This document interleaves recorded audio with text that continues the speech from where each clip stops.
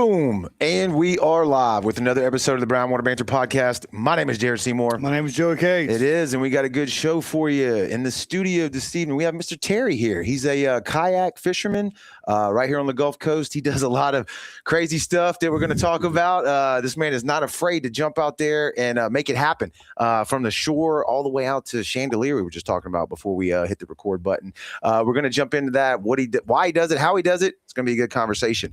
But before we do that, we got to thank people that keep the lights on for us over here at the Brownwater Studio. Right out of the gate, Dr. Robbie Williams over at Southern Magnolia Smiles, man. If you're looking for a great local dentist, they are located on Washington Avenue in Ocean Springs. You can look them up on the socials at Southern Magnolia Smiles on Facebook and Instagram.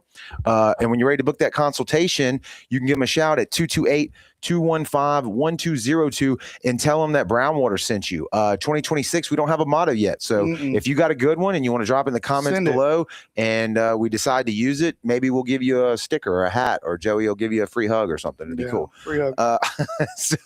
If you need legal representation, Taylor Cox Law Firm, man, we keep talking about them. That's Tyler right there. They specialize in felonies, misdemeanors, DUI, family law, divorce, child custody, and BUI. If you find yourself in trouble on the water, they've been practicing law on the Gulf Coast for over 30 years, man. Jackson County, George, and Greene County.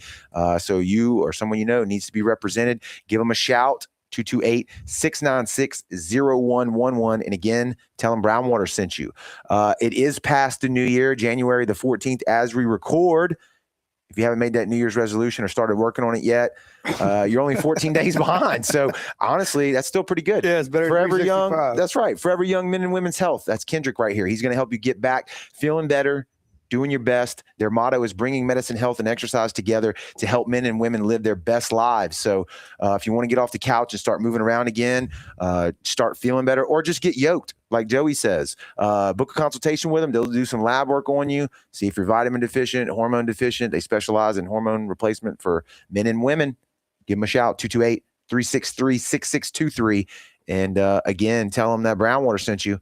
And bringing up the rear here, I'm going to show this real quick. This is our Brownwater Banter logo here. You can, our QR code. You can scan that, and it'll take you right to the Brownwater shop. Pick you up a hat. We got some shirts on there, beanies. I think we have a few beanies left too. Joey was saying it's going to get pretty cold here coming up. So yeah, tomorrow morning. Yeah, you might need one of those. So great way to support the show, and we appreciate it. So check it out. Before we get into the conversation, you may notice, I don't know if they can tell on the live, but we added some lights to the studio, and the wind's blowing, and I'm looking a little extra red today. So I don't know. We'll see how that goes. But anyway, Terry, we appreciate it, man, for stopping by. I got one more button to click real quick. Boom, got it right there. Stopping by the studio and chatting with us today. I got a ton of questions, so that always means it's going to be a good show. We always like to first start out with your backstory. Are you born and raised here on the Mississippi Gulf Coast? I was born in Lafayette, Louisiana. Okay. Lived there my whole life until I graduated. At that point, I moved to Houston, Texas, and then I was there for about 6 years. And then after that 6 years, I moved to Miami, Florida, and I lived there for close to 30 years. And then I retired, spent about a year and a half before retirement trying to figure out where I wanted to live. And I found a wonderful place here. I loved it here. It was something I was accustomed to, and I was into a boating lifestyle or the water lifestyle. So this gave me kind of everything I really was looking for, and it's been a glorious almost 12 years now. Nice. Okay. Stayed in the South. I like that. Yeah. Right. Louisiana, Texas, Miami. Yeah, what we were talking about earlier, though, you got into diving first, right? Is that correct? Correct. So I moved to Houston. I was living there. And of course, at a normal job, you get 2 weeks out of the year to go on vacation. Yeah. So I would go to the Caribbean, or I would go to other places to go diving, and then poof, that was it for the rest of the year. You waited until, so then after about 6 years, I decided it would be kind of cool if I could go diving like on the weekends. Yeah. And, and so I did. I moved to Miami, and I was diving. And so I get there, I buy a boat. and I'm diving all the time, but sometimes it's like really rough and ugly, and then the water clarity is bad. So what else can I do? Oh, offshore fishing. Mhm. So I start offshore fishing. I asked a couple of people, oh, you get a set of outriggers, I remember. So I'm putting the outriggers on the boat myself, and I only did one, and I go, well, I'm not going to finish today because I knew how long it took me. I had the whole bill. I go, you know what? I'm going to just kind of go to the reef and drag something around. Just troll one. Just one. But I'm going to tell you, I remember that moment when that reel went, and I was, whoa, Yeah. I'm done hooked. here. Yeah, you're done. That was the end of I'm it. done. That was the end of it for you. What? So you mentioned retirement. What'd you do for a living? I'm an architect. Okay, architect Yes. by trade. That gives Yes. us a little bit of a context here as Right. to some of the things that you do and probably how your mind works. Right. When you retired, you Yes. were in Miami at the time. Yeah, I was in Miami, but I had already pulled the trigger basically on I'm settling here. I found the house, and so I had bought a property out on Johnson Bayou, and it was perfect for my lifestyle. Okay, well, the reason I asked that was because I wanted to know if you're in Miami, how did you find the Mississippi Gulf Coast? Yeah. What? Well, my parents lived in Lafayette. Right. And so we actually used to drive through here all the time and maybe going to Florida or whatever. So I was very accustomed to it. And then my parents were aged. So I was actually driving from Miami back and forth. And also, I worked for a guy who for like 12 years, and he was doing a restaurant and a casino down here. I did all the Margaritavilles for Jimmy Buffett. You worked for Jimmy Buffett? Yes. Oh, There it wow. is, For right like there. 12 years.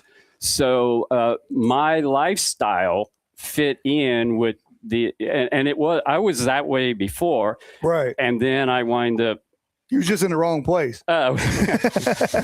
Exactly. Yeah. All right, Now well, we got it back down Well, here. now we got to pause because I was going to go right into the kayak stuff, but now we got to pause. So you're an architect. Yes. You're working for Jimmy Buffett, Yes. the company. I'm sure, like whatever. That I know. I used to fly Jimmy and I just alone in the plane, and he just Really? Yes. Yeah. Now you've just opened up a whole new Yeah. can of worms that we have to Super do. cool guy, I'm guessing. Yeah. Yeah. How was that? How was that? He's what you thought he was. He's from Pascagoula. Yes. Yeah. Okay. So you're working for him as an architect, Yes. and you're building Margaritavilles all throughout the United States. Yes. Okay. And what is your role as an architect? I designed them. The whole the thing. whole idea was mine. Really? Yes.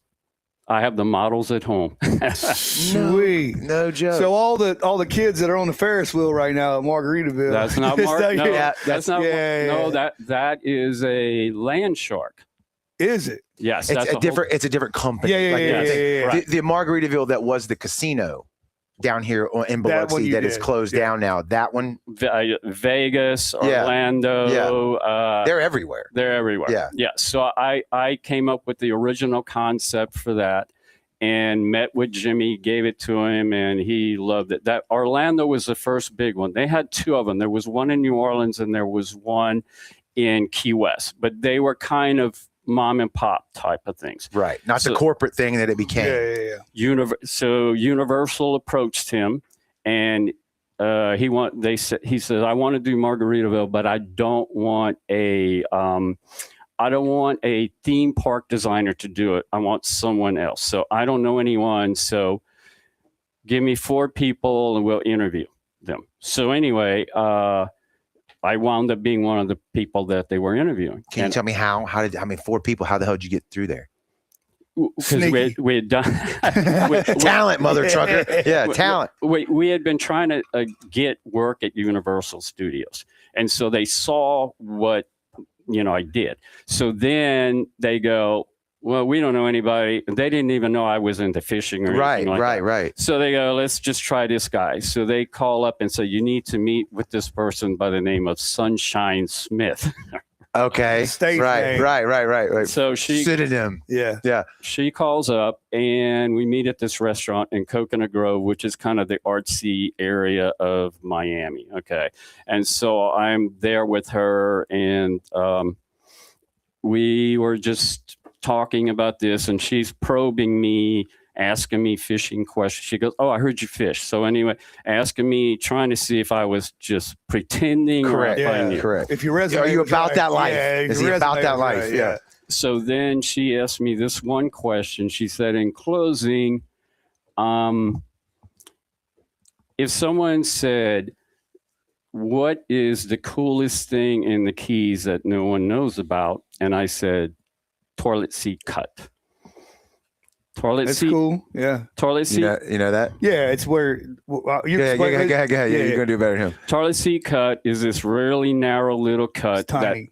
like one boat can fit through it, and it's like a dredge, almost a hand dredged around very shallow water. And someone, for whatever reason, put a PVC pipe with an old toilet seat on it. Now, it became such a rage that there must be 500. There's a ton of them. Yeah. And What? Toilet seats. toilet seats. So what they marked it.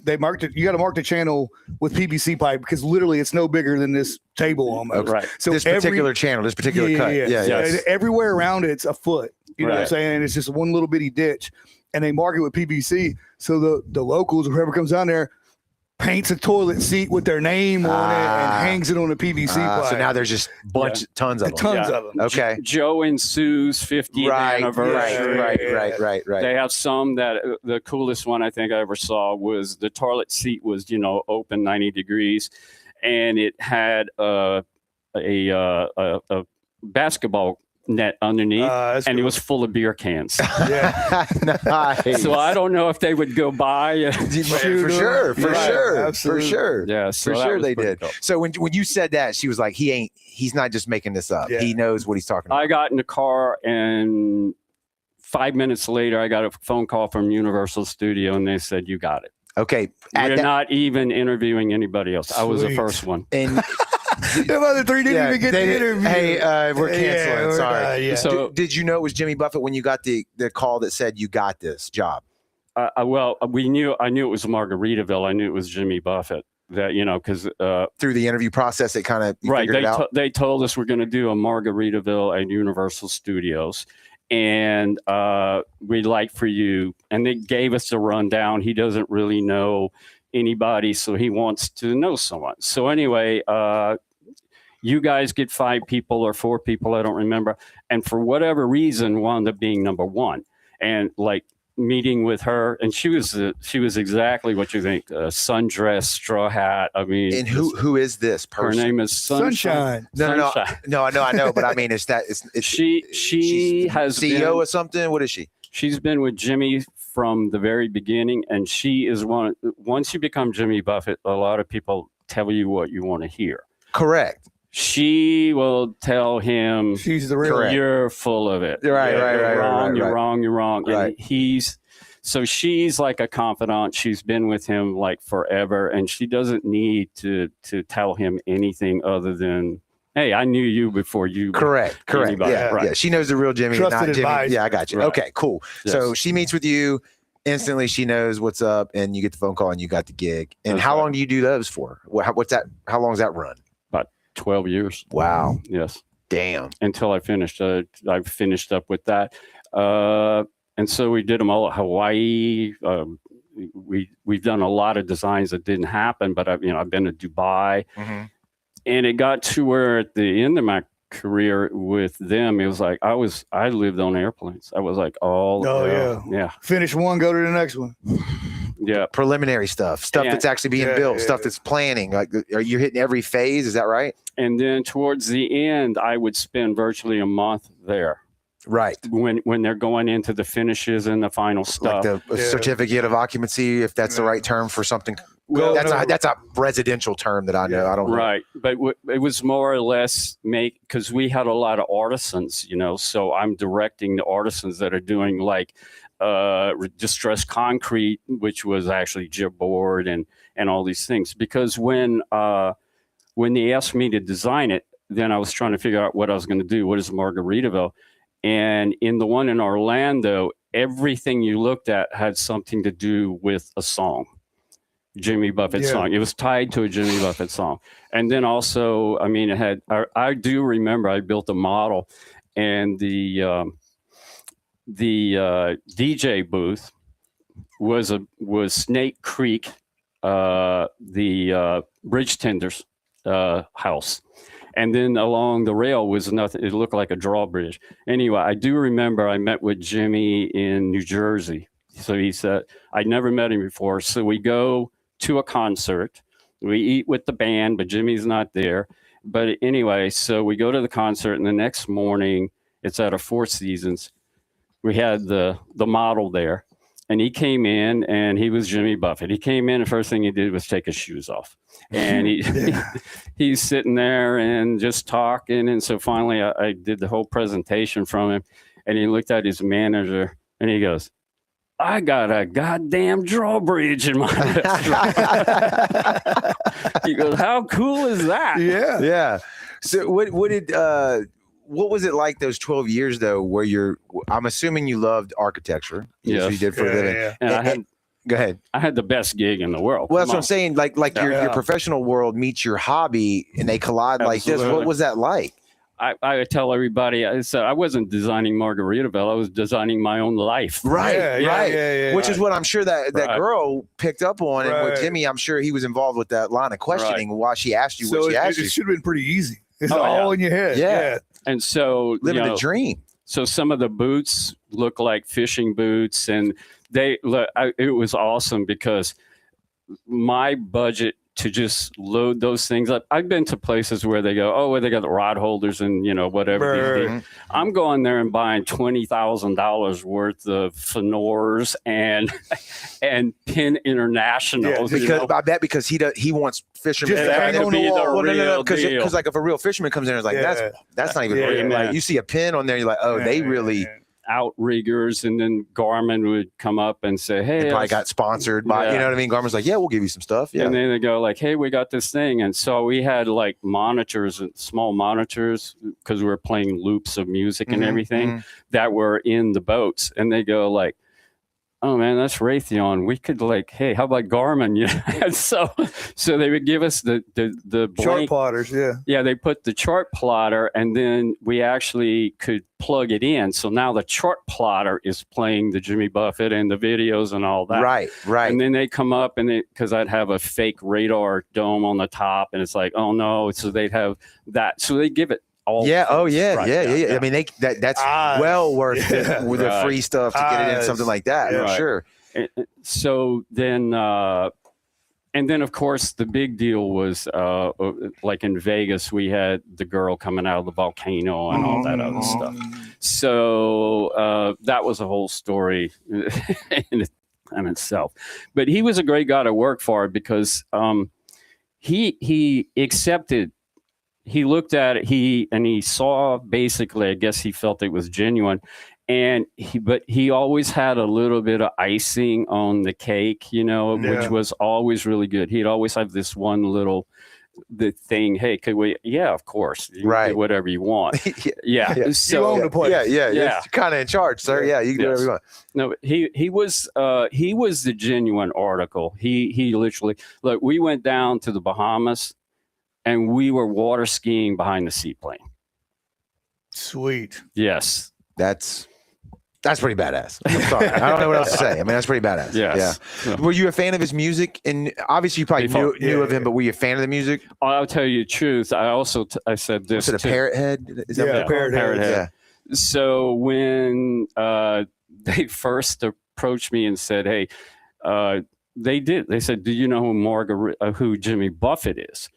And I said, hell, I moved here because of Jimmy Buffett. Yeah. And then everybody would always use that line.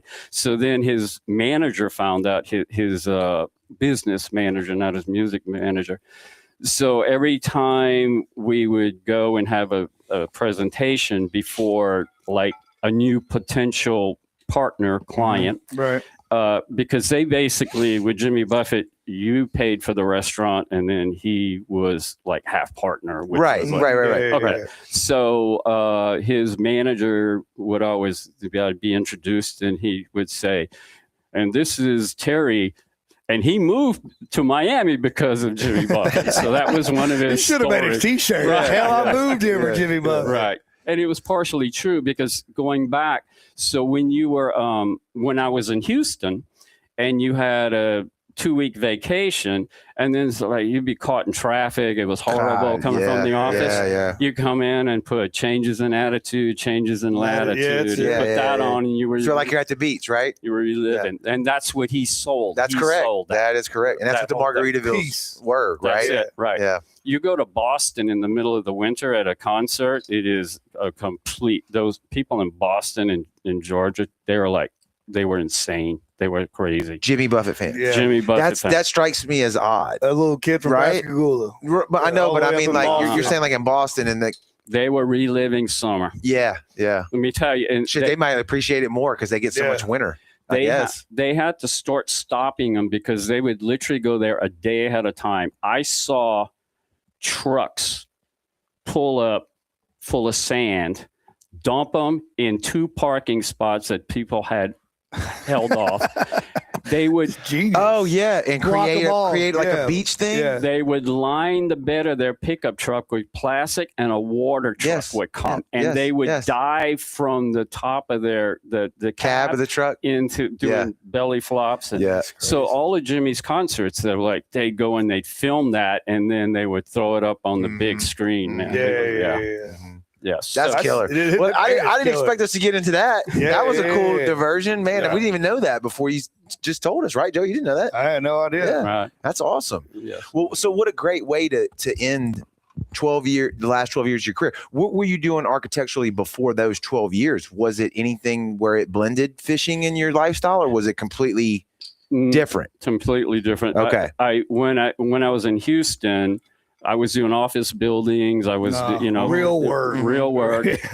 and then at that period of time, this was like in the early 80s, mid 80s.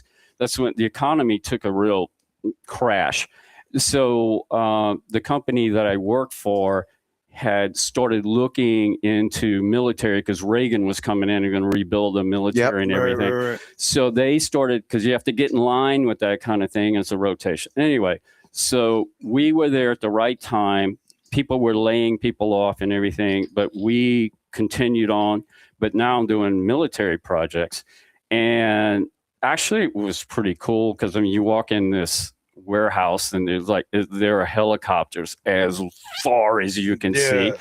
And then you're doing those type of projects. But after about 2, there's no creativity. They're like, this is so many square feet. Right. Correct. Cookie cutter. Build it again. Mil spec. It's mil spec, baby. We don't care what it looks like. Right. And in fact, if you make it look good, they go. I actually had a general tell me this. He said, it looks way too good. If a congressman comes here, he's going to say your budget's too high and we're going to cut him. Makes sense. I want an ugly building. Yeah. Skeleton building. Well, it needs to be utilitarian, right? Yes, it needs to function, and that's it. And as an architect, that's a lot of art. Yeah. It's in that, right? Like I would assume, right? It was, but it was fun. But that's when I said, we got to change it. Well, that's my point. Like, just draw a box. Yeah, doing that, there you go. Doing that type of work might have been slightly less fulfilling because you couldn't put that artistic aspect into it. Right. Is that fair? Yes, but it was exciting because that's when I learned about nitrogen purged instruments and things. Okay. So then when I start buying boats back then, Lowrance, their units were nitrogen purged, and I knew. So I was always buying Lowrance units because they were nitrogen purged, which means, so they would nitrogen purge the instruments for all the aircraft because they're doing like massive altitude changes, right? Stuff, And so if there is one molecule of water vapor in there, it fogs up. Nitrogen does not do that. Okay. So we didn't back then. Also, you're buying, back then it was Loran. So everybody, you had a Pelco, you had all these people. So you would buy it, but only Lowrance was sealed and nitrogen purged. And I knew that from that. So I always bought their stuff because I knew it would never fog up and get all funky. You got the inside track. And that's why I knew about that. Okay. Right? Anyway, so so then I moved to Miami. And like I said, so I'm diving all the time. And then on a really bad windy day, it's all churned up. So you can't really see a whole lot. Right. A friend of mine, or I think I'm going to try offshore fishing. So I doing offshore fish, or I'm planning to do offshore fishing. I talked to a friend of mine. He says, well, you got to get a pair of outriggers. So I go, okay, so I go buy a pair of outriggers, and I'm at the marina. I'm installing the outriggers, and I only got one done, and I was like, it's going to take the rest of the day. So I wanted to go see what this was all about. So I just took the boat. I went across the reef, and then I'm completely hooked on that. Yeah. It was a barracuda. So then I'm doing that, and then what year is this, by the way? This was right before Hurricane Andrew, which was 1992, I think. Okay. Somewhere around there, 92, 94.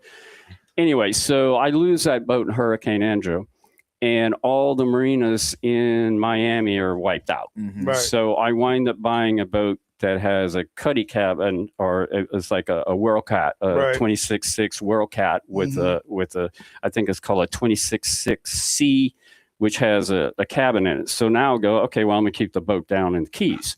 So I moved it down to Tavernier Creek Marina, and then my son's like 8 years old at the time, and he used to come out with me all the time. We'd go fishing. So we would come in and anchor for it, because I'm going like all weekend. This is before Margaritaville got like crazy. So I'm still had a little free time at this time. So I have weekends, and I'm actually, because I work on deadlines, not on anything. All I have to do is produce at that deadline. Correct. So no one cares what I'm doing. Right. So I'm working 4.5 days a week. So it was perfect, because I pick him up at school. We go get the boat ready, get it all fueled up, and baited up and ready. Next morning, Saturday morning, we're heading offshore fishing, and that's what we're doing. And so we would come back in on Saturday evening, Saturday night. I put out the charcoal grill, in the rod holder. Right. And living a good life. Yeah. We're cooking and everything. But he's been on the boat all day. He's like stuck there. So I bought him a inflatable kayak. Okay. Here we go. Here's the segue. Yeah. Here's how we get it. Because that's what I was wondering. Here we go. Yeah. So he would start doing that. And then it's like, this is kind of cool. So we bought some hard kayaks. And we were doing that a lot. And then I'm picking up, there's a lot more work, and I'm never there. So the boat's sitting out there all the time, and I can't come back, because now I'm coming back on Saturday night or whatever, and then I'm leaving Monday morning.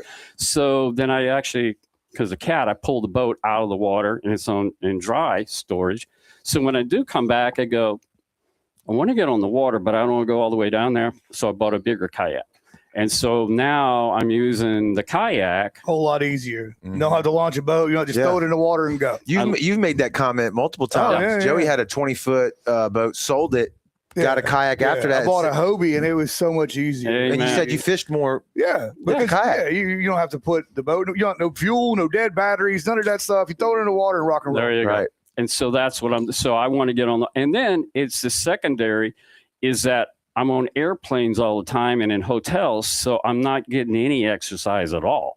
So now I get to get on the water and I'm exercising. So then where I lived, there was barrier islands that were 8 miles off the coast, Biscayne National Park. So I start kayaking across to there.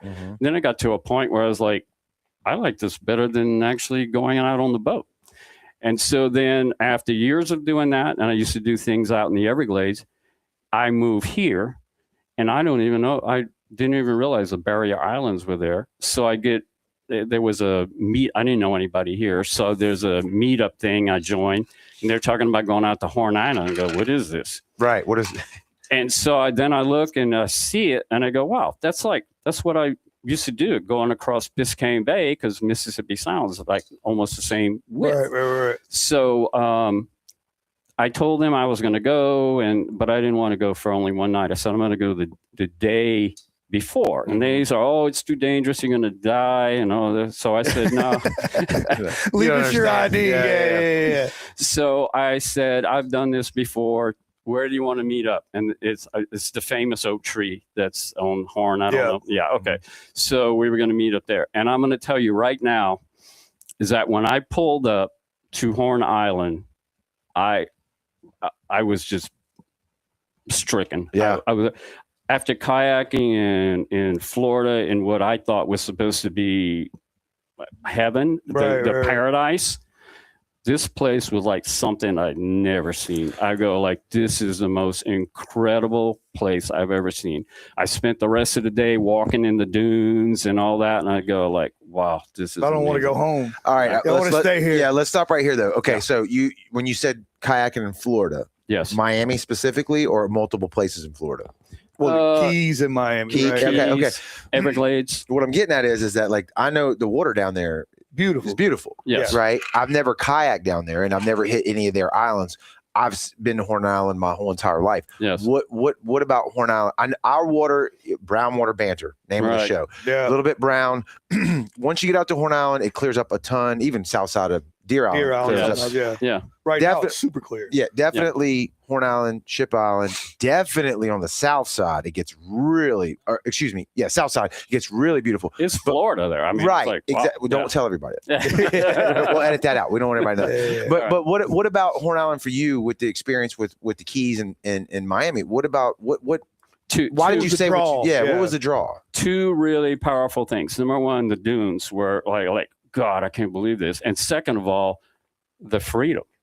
You go anywhere in Florida and you go to spot A, B, C, D, or E. Mm-hmm. And over here, it's like go wherever I want. Got a whole island. I mean, you're saying so it's more crowded at the places in Florida. And even if there's no one there, you have to stay in a if you're going to spend the night, you're going to go camping to any of these places. You have to spend the night in a designated place. Okay, that's not. Now we had what was the Ranger we had on? Yeah, I call him Ranger Joe. That's definitely not his name. That's what I had in my head. I was going to say we have national seashores. Those islands considered those national seashores or whatever, Florida or whatever. Well, Everglades is a national park. It's a different category, but it's fairly similar. But it's very, very regulated. Everything is regulated. And I go back there once a year at least I do a thing on the very end, like Cape Sable. What they do have, which is really cool, is in Florida Bay, they have these elevated cheekies. And there are like two platforms that are about 12. What's a cheeky? Yeah. Thank you. Yeah. What's a cheeky? It's just an elevated platform. They're about 12 by 12, and there's a walkway that's in between them. And then there's a porta potty, which is kind of funny. But you can actually go kayak to there and spend the night over the water. And the ones in Florida Bay, they're like 10 feet off the water. And you can actually put your tent on this deck. Sweet. And stay up out there. And it's good because you can get away from mosquitoes and things like that. Yeah. And there are like two of them that are in Florida Bay. That's for like open water. And then if you go in the interior, there are tons. There's probably like 50 of them. But it's like you have to really go at the right time because you can't get on them. First come, first serve. Yeah. And, well, you have to reserve those before you even leave. Oh, okay. So you have to get a backwater permit. Then there's a whole book, and they tell you, oh no, so and so is going to be there. Yeah. Anyway, so a lot less cool. Yeah. Right there. Oh, absolutely. And also, you can't. Your fire has to be in a fire ring. Okay, which I'm okay with a fire ring because that's whatever. But help me out, Joey. When we talked to Ranger Joe, it was like he was telling us a bunch of stuff that even I didn't really even realize. Like, okay, no dogs on the island, right? No dog shit. Ship Island, you can't even pull your boat up onto. Ship Island's a whole lot different. Mm-hmm. Horn Island, you can do it, and then the fire has to be. It has to be encased, and then once you do it, you have to bury it and make it look like nobody's ever been there before. Yeah, no fire all throughout the night. There was something that no, I don't think so. Yeah, I can't drag your. He said something about dragging an ice chest. You can't even drag the ice chest or something. That was maybe because you leave marks. Right. I don't know. You're supposed to leave it like you found it. Exactly. I'm good with that. I'm good with that. Right. I leave get no trace. That's what they said. Yeah. Yeah. Okay. So anyway, I can't remember the details. I just remember when we were having that conversation and I was like, I don't know about some of this. Yeah. Leave no trace. Don't leave your cans. Don't leave your trash. Don't leave that. I get it. But anyway, so go ahead. Continue. So So you have so I do the all these Florida- restrictions in Florida. is Right, what you were right. explaining. And here it's like very few restrictions. I mean, they don't want you camping up in the dunes on any vegetation or anything like that. Right. But in terms anywhere along the beach, and I believe you can actually, I'm not sure. I think you can make a fire as long as it's below the high tide water. Right. The high Mean water. high tide. Yes. Yeah. Right. So anyway, you could never do that because I've been to Bo's Coast, Anclo Key, all this. There, you can't do any of that. All right, let's start right there. Is Right. that maybe what I was thinking of?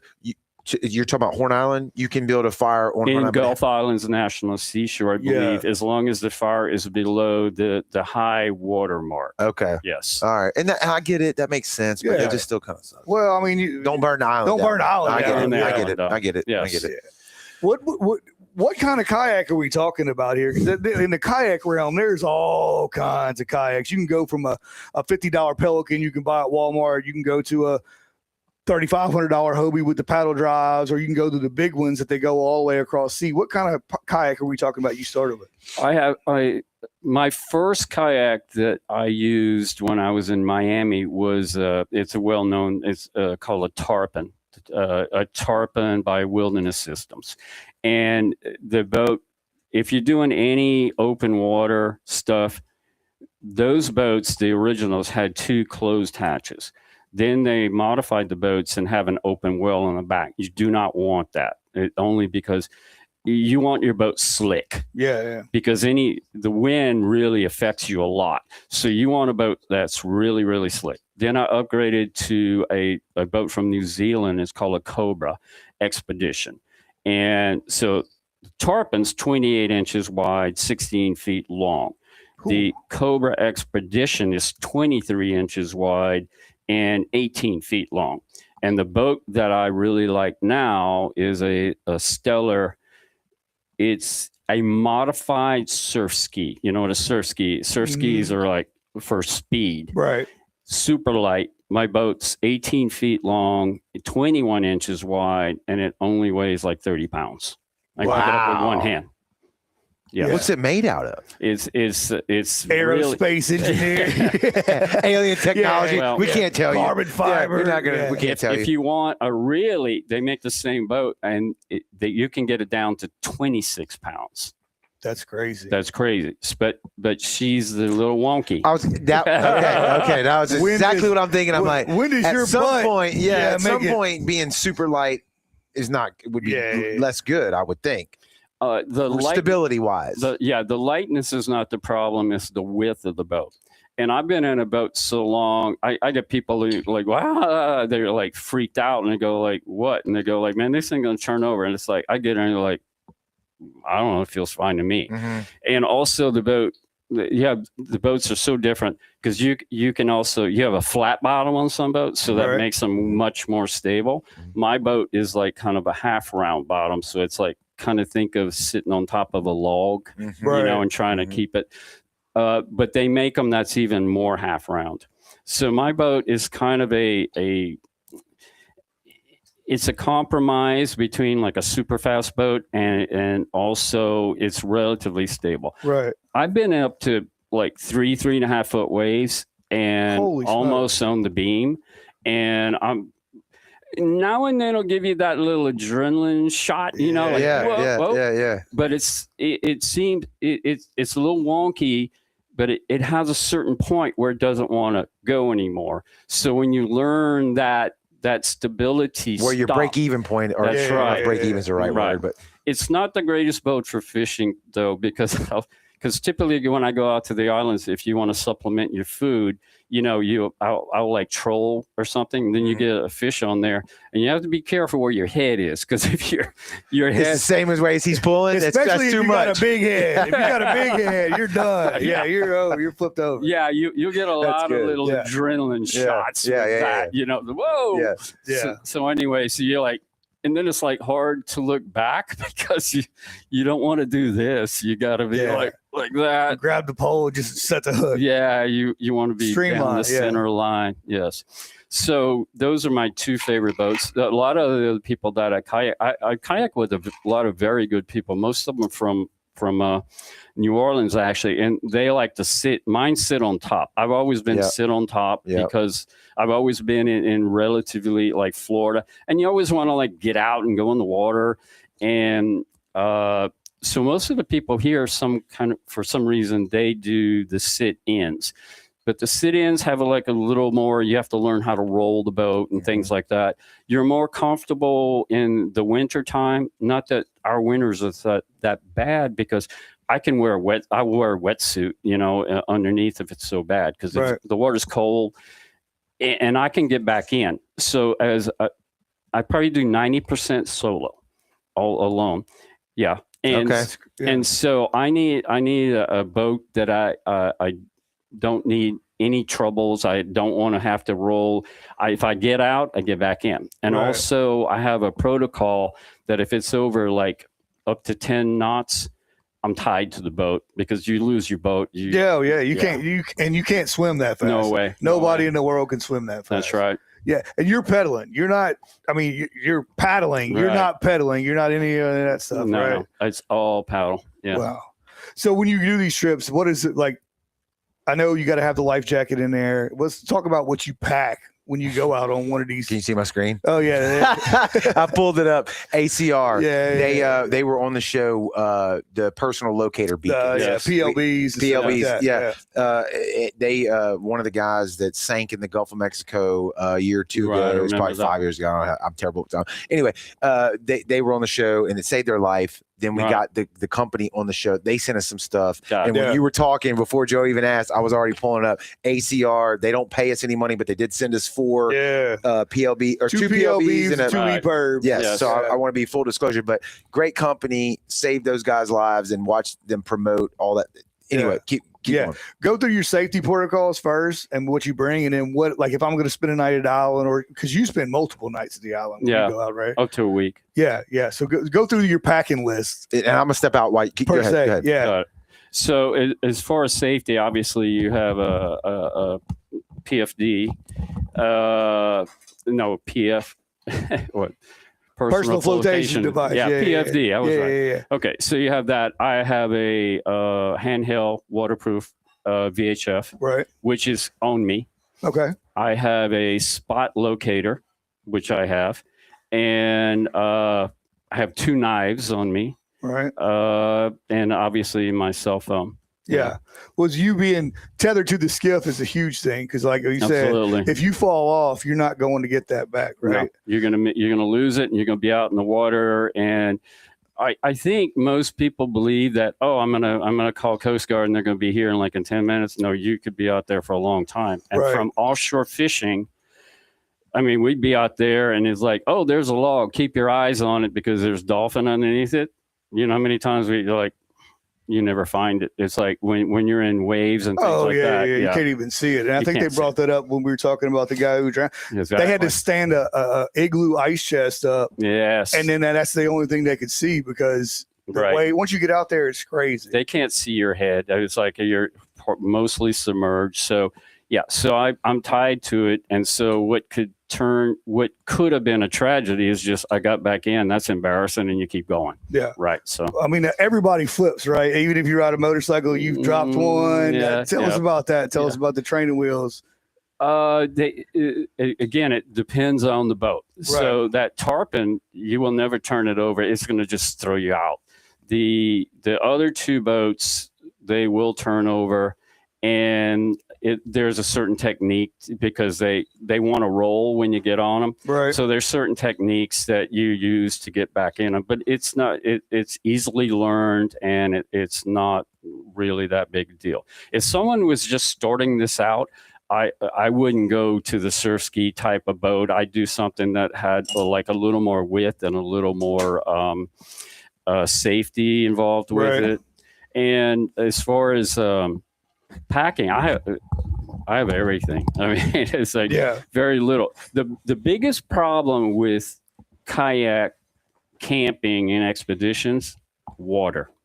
Really? That is too heavy to carry. You can't carry enough. I mean, it's really difficult. So if I do when I did all the island expeditions, I will go and do trips there and back in the day and bury water. Okay. So I have water caches on the island. So as I go down, So you're like a real pirate. Yeah. Yeah. You're a real pirate. Any rum? Yeah.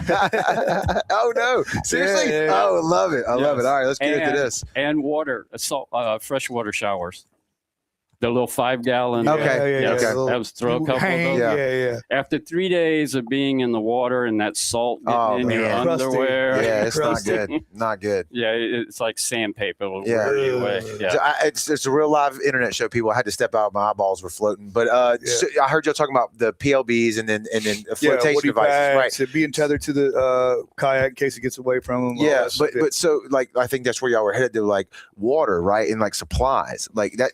If you're going to be out there for a while, you can't need a lot. carry. It's too heavy for the water. Number one. Usually I found, you can't carry an ice chest. So what I found is you get yourself just a thermos, so big, Stanley or whatever. Mm-hmm. You put that in the freezer, and then you'll take the best thing. It's like Savoy sausage or something like that. Yep. You freeze those, and they fit perfectly in there.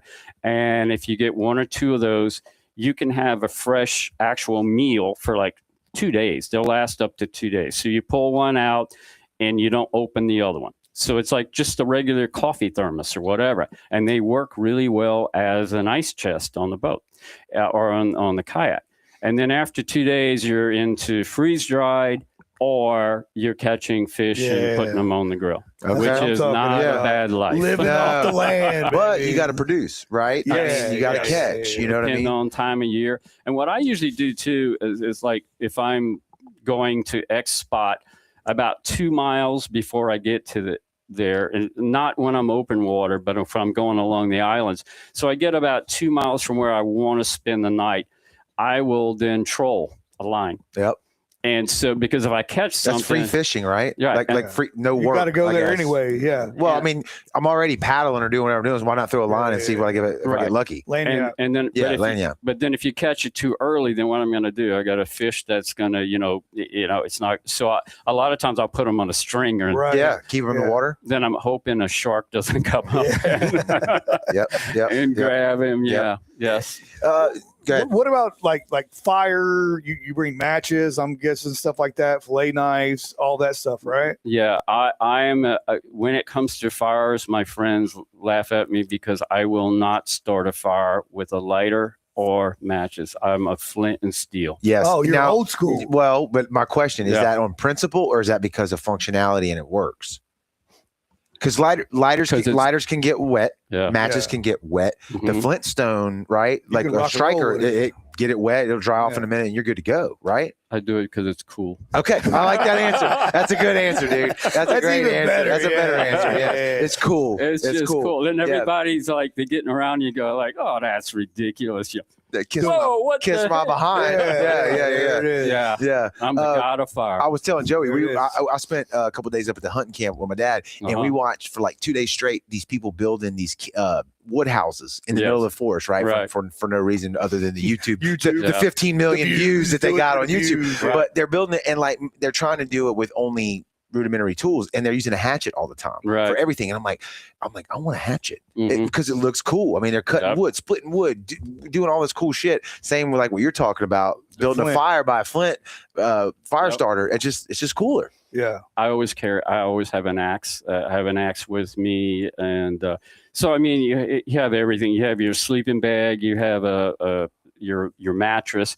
I have a very tiny tent. It's like a single person. It's a regular dome tent, but instead of a square, it's a rectangle. Mm-hmm. So literally, when you lay there, you got about this much room on the side of You you. love- That's a great You segue. can't roll over. Yeah, that's a great Yeah. segue. I got a photo we're going to show here in just a second, but I want to say something because you probably can respect this. I don't hike, and I've definitely never mountain climbed, but I've watched and read about that, and those people talk about like weight. Yes. Everything. Less Is, is how more. much does it Yeah. weigh? Right. I don't care what it does. Right. I mean, I do, but like it's all about the weight. Is that Yes. the same in your world? And then also, Absolutely. have you heard the term "one is none" and "two is one"? You know what I'm talking about? But would that be like something that doubles up as something else? No, it's Okay. it's almost counterintuitive to what I was talking about. Right. But like it was on a prepper show. Mhm. Like if you only have one of it and it breaks, you're done. If Right. you have two, there's redundancies. That goes kind of against the weight thing that I was saying, but like right. you got to be always have a prepared. backup. You got to have a I backup. got a lighter and a flint, Right, or I got right, something exactly. to do multiple stuff. Exactly. Yes, right. So in general, yes, I'll probably have 3 knives because knives are important, especially as a safety issue too, because I'm tied to a boat. Mm-hmm. So in kayaking, there's a lot of different opinions. And there are things you don't do and things you do, but then the people who say you don't do that, they do that, and then right. So Yeah. it sounds like the internet. Yeah. So anyway, some people say don't tie yourself to your boat. I do because you get tangled up. I go, well, I'd rather be tangled up than see my boat sailing away, Yes. right? Yes. And if I get in that kind of trouble, I wear a knife combat style. That can't come off of you. It's tied to you. And it's not like this. It comes out combat style. Right. And then I have actually a locking folding knife that's in my vest as well. Okay. So I've got all those things. I think also because of my background in diving and stuff like that, you're very comfortable in the water, either above it or below it. Right. A lot of people panic very easily, and the fear that I see in people when they start talking about going offshore and waves and things like that, that is the biggest fear that kayakers have to go to the islands. They freak out if there's any waves, and the kayaks handle it really, really well. And I think what helps me is I'm actually going backwards. I'm accustomed to being 30 miles offshore. Mm-hmm. And now I'm only going like 8 or 10 or 15 or like 30 miles to the chandeliers. So, but for context, you can dive.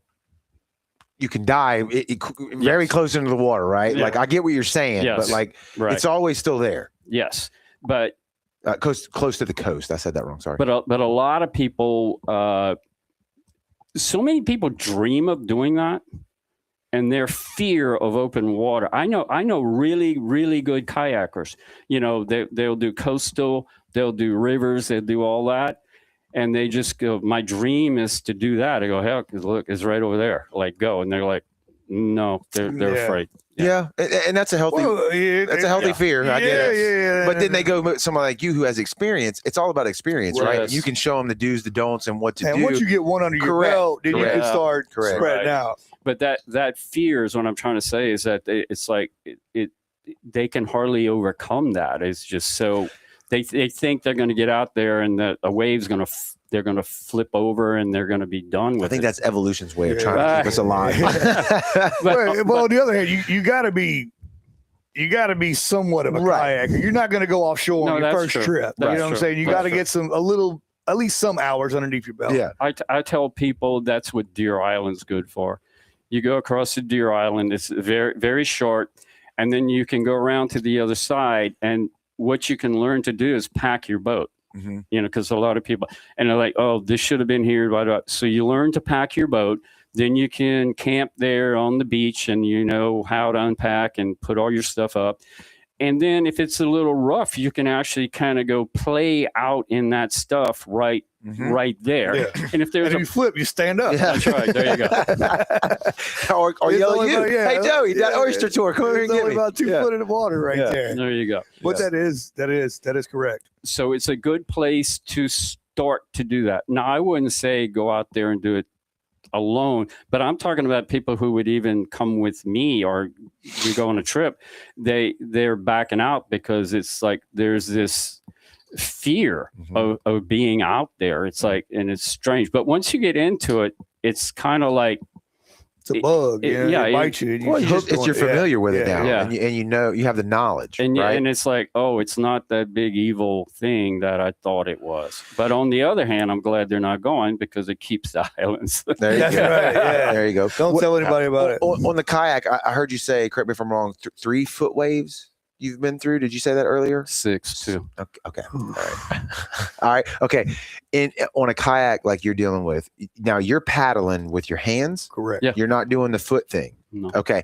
Those boats are not really that good for that. They're a little too wide. Yeah, they're more stability for fishing. Okay, that makes sense to me. And they're heavy. Yep. And they're not. They don't they're not they don't glide that well. And believe me, for fishing like down on the bayous and everything, they're awesome because you can go upwind and cast along and everything else. You can't do that in a paddle kayak. But no, our boats are different. Hand paddle. Okay. Right. Do you have to keep the bow into the waves in that kind of situation? We can It's go in any direction. So y'all track, Yeah. tack around. If the wind's coming at us, y'all do any of that stuff? Or Go just right straight at it. Really? Yeah. It Full doesn't matter steam what ahead. it is. The boats, my boat has a rudder on it. Some boats have skegs. The skeg is just a piece that goes up and down. It's a fin, and that keeps because what happens is when you're going in the wind and the front of your boat is cutting into the water, and then the rest of your boat is sitting in the V. And what happens is the wind, it's called wind cocking. Okay. The back of your boat wants to spin around on you. So you have that fin that you can put down in the water. So now you have like a foot pushing against the wind. Yeah. You got a peg in there that holds it. But we tend to, it's like we're going there. I use GPS. I use I use routing. I'll do a route A to B, and that line will never ever change. And so if I'm going, the current's pushing me, I just keep my boat on that line. And if the line and the screen starts to turn over, I just go to it and then it comes back. So I'm keeping that line straight up and down, and I love it. So then I go look at the track after that, and it is a laser straight line. It's laser like beam. Okay. laser beam. So are you using something like you mounted on your kayak? Garmin. Okay. Yeah, he's got Okay. it. Yeah. Yeah. And Okay. he, on some of his pictures, you can Yeah. see Oh, it's that's what I was saying earlier. Let me go ahead. Yeah. Let me go ahead and real quick. Yeah. Yeah. Now that we're almost an hour into the conversation, let's just go ahead and show you. Like for people that are watching the show, I know most of our audience is outdoors people. They've seen this before. But if you stumbled upon this and you're watching this right now, you can't see this. But this is your tent, your kayak, a chair on the beach here with the sun kissing the Gulf of Mexico. Absolutely beautiful. We've camped out on Deer Island, Ship Island, Horn Island enough. I've seen this before in real life. I've never kayaked out there ever to Horn or Ship. No. I've kayaked to Deer once, I think.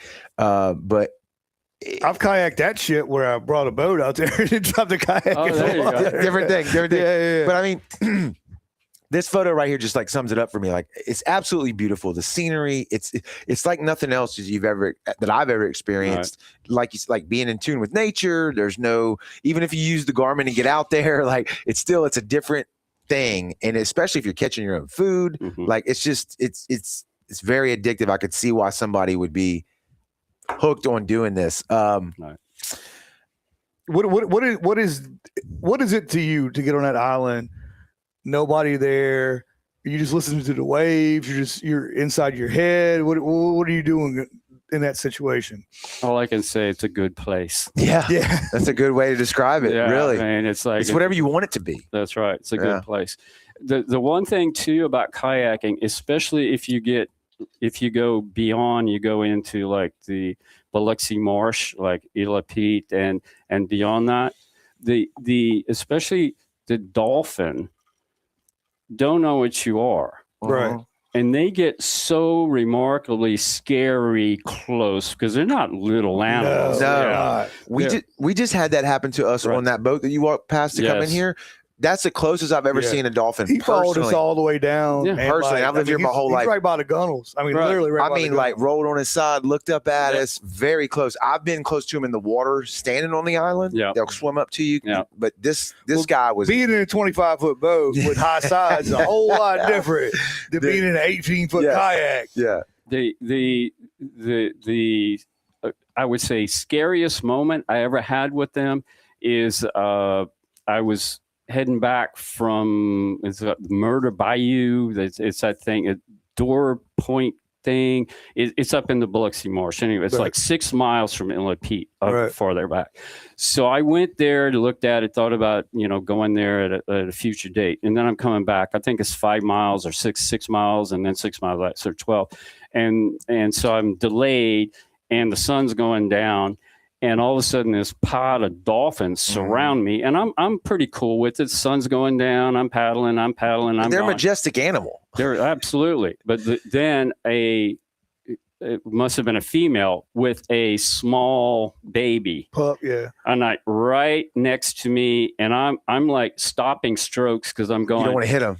If I hit that thing, well, how's mommy going to respond to that? Yeah. And so that was kind of like a little touchy moment. That was like a little, off put. And then it's getting ready to get dark. So I'm going to be out here, trying to turn over a kayak in the dark.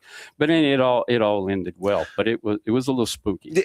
And that's funny you said. For me, we've had Samantha Capers on the show multiple times, and we went out and filmed a video at Cat Island with them.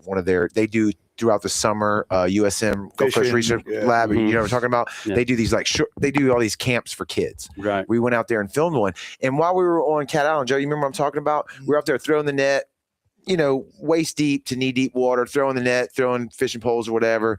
And I don't know if we saw one or we just mentioned it about, I hope we see a dolphin or whatever. And these are all like trained. They all work for the research lab. They know more about scientifically than we do. Right. And she was like, "Oh, you don't want to get around the dolphin. They can be aggressive, or they can do this." And I was like, "I've lived here my whole life. I've been swimming as a kid, and like I said, watch them go back. I've never been afraid of the dolphin. I know they can maybe do something to you, but they made it sound like it was a thing, and I'm like, I don't know. Well, especially when you're fishing, and you got something reeling in. I've had one take a catfish about halfway through my knee, but on Ship Island, dolphin off of your line, my line, yeah, come in there, snap it completely off, okay, no, they're just as bad as sharks, if not worse, because they're smarter than sharks, way smarter, yeah. Well, we swam with them in Honduras on a carnival cruise. And I had a new appreciation for them then. Obviously, those are tame and they're used to people, but when they swim by you and they kick that tail to turn, that's something fierce. Yeah, that's something fierce. They're some pretty large animals. I mean, they're big. Yeah. So you think of them not being that big, but when you get close to them, you go like, man, that thing could seriously do you. Yeah, and to give you more context, they had one that had a baby while we were down there. That she was off to the side, and you were not allowed to go to that side of the cage. Murder hornet. Right, exactly. Yeah. So, but I grew up watching Flipper too. So in that kind of, you know what I mean? I did work at Seaquarium, which is where they used to film it. Really? Yeah. That was a great show. Yes. It was a great show. It was before my time, but you have what I love Nickelodeon. Nick at Night. Yeah. So anyway, you told us your scariest thing. Tell us your weirdest or craziest thing you've ever been on. Oh, that wasn't the scariest, but yeah. Okay, well, tell us the scariest. Tell us the scariest. The weirdest thing. The weirdest thing was there was a full-blown SAR for me. So search and rescue. Okay. So I'm going to go for 3 days. And I go from Long Beach to West End. And I'm camping there. And next morning I wake up. And there's like Coast Guard C-130s and all kinds of stuff. And I'm thinking, training. I thought it was training. So then I see all kinds of stuff going on. And then this boat pulls up. And you know how it has that really shallow area that goes way out to the west on Cat. So right. You have to go way around in the boat because it's super shallow. And then even approaching it in any decent boat's tough. So anyway, I see this boat and he goes around and he's on the south side. And then he's like, I'm walking around and he sort of comes up to me or in my direction, but he's way out there. It's like 50 yards or so. You can't get a whole lot closer. Anyway, so then I see him pull up and it's all dark boat. So it could have been, to me, it looked like a fishing boat. I couldn't see it as a Coast Guard or Marine Patrol or anything because it was too far anyway. He goes around now. He's on the north side and he's coming towards me and then he stops and like, okay. So he's there. And I don't know, 45 minutes later and he's just there. So I'm thinking, I don't see anybody fishing. I just see a boat there. So then he goes back around to the other side and goes about to where he was before. And the wind's blowing. It's coming from the south to the north. And strangely, I'm going like, am I hallucinating? And I think I can hear Guilbeau. And I'm going like, okay. You're like, damn, I haven't eaten a whole lot. The wind's whistling your name. I might be a little out of water today, but damn, it sounds like my last name. Yeah. So I have no idea what's going on. So anyway, I continue doing my thing. I was getting ready to cook, and all of a sudden, like a little Carolina skiff type boat pulls up, and there's a guy in it, and he can get like really close. And he goes, "Are you Terry Guilbeau?" And I'm going like, "Did my house catch on fire?" Right. I mean, like, what's going on? What to say here? He says, "Man, they're looking for you." I said, "Who?" He said, "Everybody's looking for you." And so he gets on his VHF radio, and he's talking. He goes, "Yeah, it's him. He's here." And then he says, "Okay, well, I'll see you later." I said, "Well, who are you?" He says, "Well, I'm the caretaker at the house, the Cat Island." Yeah, Cat Island house. thing. Yeah, okay. This was before Chris, because Chris Walker was the caretaker for like a long time. So it was before him. So anyway, I'm going like, this is weird. So he's told that guy it's me, and I don't know what's going on because he doesn't know. They just say, "Can you go? We can't get in. Can you go see if it's him?" Right. So anyway, so I'm like still doing breakfast, starting to pack up my boat, and I see another boat coming at maybe 18 feet and goes to the boat that's anchored out there or just sitting there. And then he starts coming to me, and it's a guy, and he's got the Marine Patrol jacket on and everything. He's got it on the side of the boat. Then he says, "Are you Terry Guilbeau?" "Yeah." And I said, "What?" He goes, "Everybody's looking for you." And he was actually pretty mad. So So anyway, and I go, "What's going on?" He goes, "Your family?" And I go, "Look, everybody." I said, "I got Facebook. Everybody knows exactly where I am. I have a spot locator. I got all this other stuff." And he goes, "Well, I don't know what's going on." He says, "But you got to go talk to that guy." So I said, "Okay, well, I'm doing." He goes, "No, you need to go now." I said, "Look, I'll finish up my thing." I'm eating breakfast. Yeah. And they've been looking for him for like God knows how long. They're like, "No, you can get your ass over there. You're going to talk to him right now." So anyway, I go over there, and then he says again, "Are you Terry Guilbeau?" I said, "Yes, I am." He goes, "You got ID?" I go like, I'm else is out here? not lying. Yeah, who else is going to be out here? But from his point of view, he's got to confirm it. Yeah. So it's in my back hatch, and I go, "You got to, and I'm bouncing against." He goes, "Well, I'll help you." And he put his feet. He was on the gunnels, keeping his feet. Anyway, I finally do it. And I said, "What is going on?"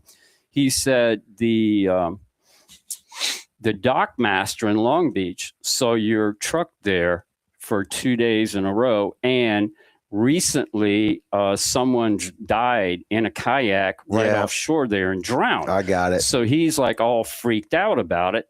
And so we came out here to look for you. He said even the sheriff's department was at your house trying to get into your house and everything else. So anyway, most wanted man on the coast right there. And he was on the island. When was this, Terry?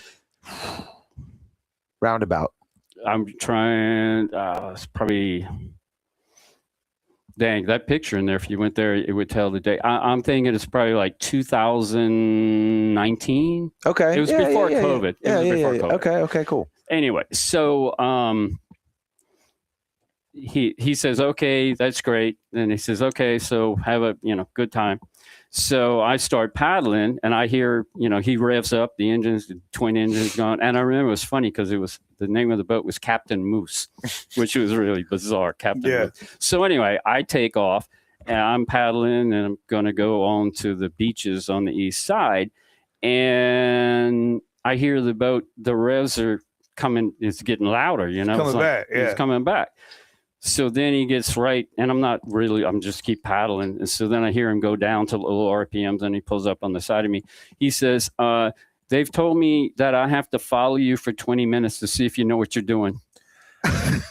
Damn. You say I've been out here for 2 days, man. How you think I got out? I would have went in a circle. Yeah. Just the whole time. Like in a paddle. Yeah, just keep following me, dude. Yeah. So I'm paddling along, and I can hear his low RPMs and, in idle speed, like, and then I hear him going up on the, coming up a little bit.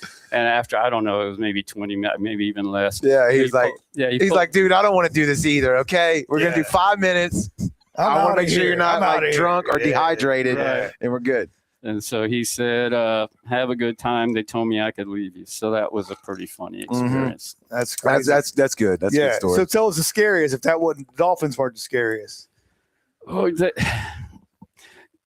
I paddled out to Cat again one time, and I'm looking for a campsite along the South Shore, and there is this guy who he's got like a flatboat, but he's like kind of from my distance, he's got like kind of like green fatigues, almost like a park ranger. Right. And I'm seeing he's got a bunch of stuff in the boat. And I'm thinking, wow, I've never seen a park ranger out here. That's wow. I've seen them out on Horn, but I've never seen one here. So anyway, I actually was a little farther offshore. I went past him and I checked out another place that I usually camp. I didn't like it. So I was going to go back to the one that I was on the other side of him. So I passed him up again. I waved and he waved at me. And then when I looked a little closer, it kind of looked like he had some holes in his clothing and stuff like that. So I'm going like, okay, that's weird. So anyway, I pull my boat up and I start unloading. And this guy pulls up. He's like in shallow water and he's towing this aluminum john boat. And so he comes up. He goes, hey, how you doing? I go, great. And then, interestingly enough, he says, what's your name? And I told him, and then he says, you come out here a lot? I said, yes. So what's your name? And he goes to shake my hand, except he puts his left hand out, and he's got a 12-inch blade Bowie knife on the right side that's unclasped. So he's ready for action. Yeah. You're like, I don't think so. Yeah. Appreciate it. And I don't shake hands, sir. Yeah. Yeah. I did. COVID. Though. I did. Yeah. I did. But when I did, I grabbed him like pretty hard and I pulled him to me and it kind of, it shook him. Right. Yeah. And so then he kind of stood back a little bit.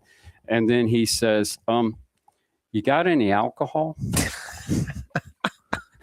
And He might be a fan of the show here. I don't know. Oh yeah. So anyway, I said, yeah. So I had a little flask of rum or something. So I went and I hadn't taken it out, but I always carry when I'm out there. So I took what Smart. Yes. I took what I carry and I slipped it in my pocket. So now I'm like, okay.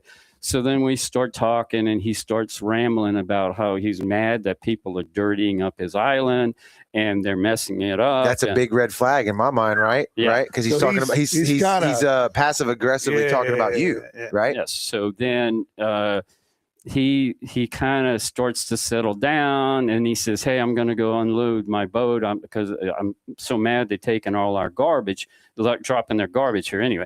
So he says, do you mind if I come back and talk to you later? I haven't talked to another person in 2 weeks.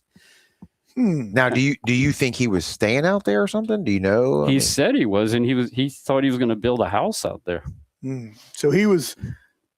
There's something going on. There's something else going on. Red flag flying everywhere. So I'm thinking, and not even knowing that is he going to show up? What is this? Whatever. Yeah. So I actually had a fire and I was cooking, and I had these.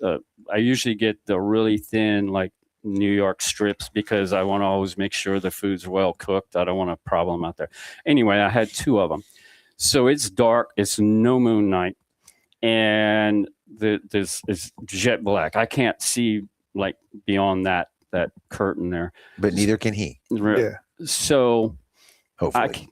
I keep looking back and towards the west, the direction that he went, and I just keep seeing this little flicker on the water. And I go like, that's weird. Okay, so I see a little flicker and a little flicker. And this goes on for maybe 10, 15 minutes or more. And then I just felt something. And I said, I hope you brought your appetite. And it was silence. Then I said, I hope you brought your appetite. And he says, what do you mean? Oh, shit. So he's just been sitting there. That flicker, because he had a how far away was that flicker? Because I'm thinking it was way far away when you're telling the story. No. 10, 15 feet? No, it was probably a little beyond that curtain. Yeah. And so what that flicker was... For people that's less than 6 feet, 7 feet. He's 10 foot. 10 foot. Yeah. That's like called 10 feet. When his boat would move a little bit, his registration sticker, which was like, would pick up the campfire. Okay. And would bounce it in the water. And that's what that was. So then he comes into the light. And so he had pulled his boat all the way over to you under the cover of night. And was standing there probably for about 20 minutes staring at me. Wow. That's crazy. So he comes, and now at least I can see him, right? Yeah. So damn. Yeah. So I'm cooking the food for him, and I fed him, and then he thanked me, and then That's weird. I'm sorry. Yeah, and then he tells me, he said, "I knew you were coming," and I said, "How did you know that?" And he said, "Because I was talking to God last night." Yes, I knew that was about to be the And next he thing. said, "I was going to send you an angel from above." Okay. Now, Terry, are you an angel, Terry? I actually told him That night he probably was. That night you probably was. Are you? I mean, I'll be honest with us on the show. It's live. Are you an angel, Terry? No. Okay. All right. We're all children of God. There You you are go. not an angel. Hey, but Okay. you can play an angel for one night. Right. For one night. Hey, I'll say whatever you need me to say to I'm get an this angel, crazy yeah. psycho out of my Yeah. damn campfire. So anyway, so we talked. He was all kinds of stuff. I said, "What do you mean you're going to build a house?" He goes, "There's a lot of driftwood here, and I'm going to build a house." I said, "What are you doing for fresh water?" And he says, "Oh, I got all that plastic stuff. I'm trying to make a still or something." He said, then now and then, there will be a boat and they leave some water. He was picking up bottles. The water falls out of their boat. That's not sustainable. Yeah, right. Yeah. So he's out there. Yeah. He's out there. Yeah. So then finally he thanked me, his angel, for coming, Yeah. and said, "How often you come out here?" And I said, "Like When God tells me. once a week, or sometimes, once or dang. twice a month." And then this was really profound. He said, "Great." He says, "Next time you come back, bring more liquor." Wow. Okay. I mean, I can't argue with him on that. Yeah, I mean, Everything that's else he great. did, I disagree with. The Yeah. last statement, I'm like, okay, that makes sense. So then he says, "I'm going to go. I'm living in a boat that's 4 miles, so I'm going to go walk to there." And he says, "I'm glad you fed me, because I was going to have to go back there, throw a cast net, and then cook some mullet or something or Which another." are great, Yes. by the way. And then he disappeared into the dark, and that was the scariest part of the whole night. Yes. I bet you didn't sleep a whole lot Hell that no. night. No. And I had something in my hand all Yeah, all night, yeah, for all night. sure. Stay strapped. For Stay sure. strapped. For sure. 100%. Yes, sure. that was a crazy night. All right. So Man. Joey asked that question, and we appreciate you telling us Yes. that. But for the most part, it's not like that. No. It's Right, very right, peaceful. right. Again, I showed the photo earlier. We got another one. I can't not show it. It's like, this is what you're normally dealing with here. This is one of your photos. Your kayak's here, your tent's here, the sun setting again. Yeah. Everything looks yellow, like that beautiful sunset. I mean, it's just normally peaceful. Yes. Good question, but not how it normally Correct. is. Right, absolutely. I wanted people to see that again that are watching here live or on the replay. But I had one more question before we wrap things up, because we're pretty deep into it. Yeah. And I think we should probably lead with this. But how do you plan the trip? And we've kind of touched on a lot of these pieces, but I want to hear it from you from start to finish. So you've told us that you went all the way out to Chandelier Right. at one point. That's a So long way. yeah, that's a very long way. So if we want to do a Chandelier trip, you go with it. If there's a better way to tell a story, No, tell me. it's actually perfect, because it's the most planned trip I ever had. okay. But let me just one Right. more quick. From the time you start to know where you're going, to how you're going to get there, to what is absolutely essential that you have to Yes. take with you, hmm and then what or think, hope, get out or there. do you hope Yeah. you think you can get out there hmm to have a good time and come back in? Walk us through that whole thing, because I think that's really Crazy. the whole thing of what you Yes. do. The Chandelier trip was all about weather. And since I am retired, I knew about the time frame. I tried to get other people to go, and there's the No. Terry, we know you're an angel. Yeah. We've already heard the story. This dude's crazy and he's an Yeah, angel. we all Yeah. have God on our side, but Yeah, you're a little yeah, different, and we're not doing that with you. Yeah. anyway. So I had everything ready. I knew it was going to be probably a 4-day trip. I was going to do 4 days. I could have probably done it in 3, but I had planned for 4. And I had the route already set up. I knew I had to get to that point on East Ship Island, which I've said before. You have to spend the night. So I went Long Beach, Ship. northeast tip of Cat. Then I followed the island, went across to West Ship. Yep. Right. Went across. Back then, there was an opening in between. Right. They had- Camille cut. I went through there, and I went to the spot which I found was the closest point to the northern point of the Chandler Islands. Okay. So that I knew what I was going to do. I knew from camping and everything else, I knew, I needed 4 days worth of food, 4 days worth of water, and then all the other essentials, a chair, all that, Now, typical camping. Do you remember Long Beach to Cat. east into Cat is how long? Do you remember? 8. Okay. Then east of Cat to west of Ship is to west of Ship. So it's that was like Probably 4 miles. So I did 20 miles. So it's 16. okay. And then From there, the whole first day was 20 miles, almost exactly. So from Long Beach to Cat to Ship. Yes. is 20 miles. 20 okay. miles. That was a 20-mile day. And Are you stopping at each island for a minute, a breather? No. No. Okay. No. You're flanking obviously these points for safety. Yes. Yeah. And even when I went out, it was pretty foggy. Almost like we had not as bad as what we had, but when I was going to go, like, oh, this is not a good good. sign. Yeah. And I was on your Facebook page today, and I saw, I don't know how this is time wise lines up with this story, but you posted something about you heard an oil tanker.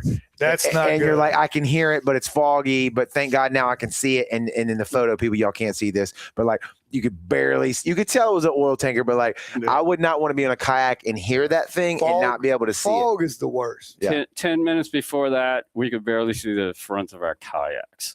And you're hearing that noise. We could hear them. They were blowing their fog horns, and also you can hear that vroom, vroom, vroom for that diesel. Oh, that's not good. That's not good in a boat. It's not good at anything. Right. Yeah, much less a kayak. Yeah. But going back. Go back to the story. Yeah, sorry.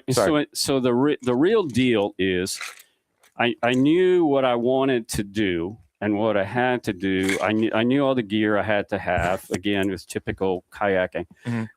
What I needed was the weather.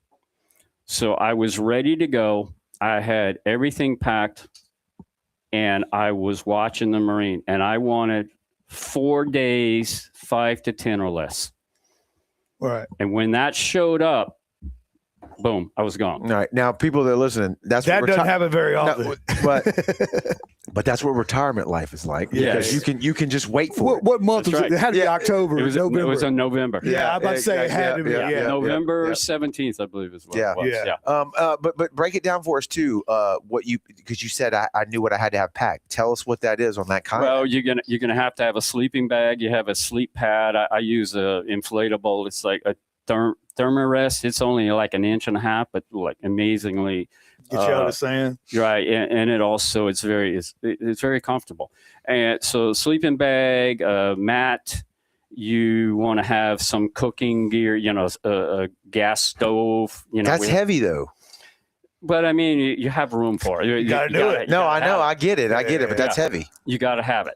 And then probably 2 cans of the fuel, even though you probably won't use it, because sometimes they'll rust up in the top after a day or two out there, and then they don't work. And so at least you can make your coffee in the morning, and all your essentials, coffee, something for breakfast.